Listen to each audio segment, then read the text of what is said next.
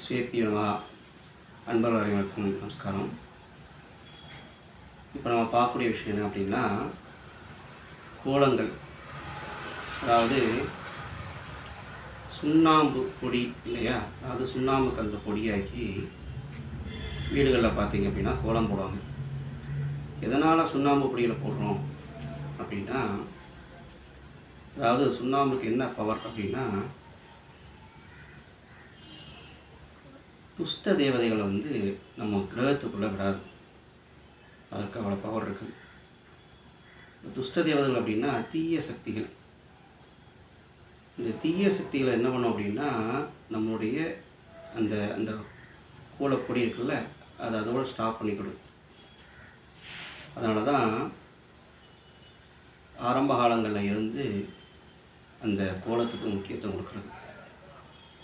இன்னொரு பெரிய விஷயம் அப்படின்னா, இந்த கோலங்கள் அழகழகாக பெண்கள் போடுவாங்க, ரசித்து போடுவாங்க.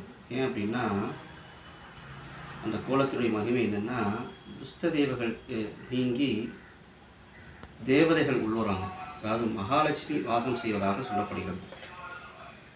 அடுத்து இந்த கோலங்கள் பெரும்பாலும் வேலையாட்களை வச்சு போடக்கூடாது, நாம போடணும். ஏன் அப்படின்னா, தேவதைகளை விருந்தாளிகளை எப்படி நாம் வரவேற்கிறோமோ அதே போல் தேவதைகளை நாமளே வரவேற்கிறதாக சொல்லப்படுகிறது. ஆகையால் கட்டாயமாக ஒரு சிறு கோலமாவது நம்முடைய கிரகத்தில் போடணும் என்பதை சொல்லி இத்துடன் முடித்துக் கொள்கிறேன். நமஸ்காரம்.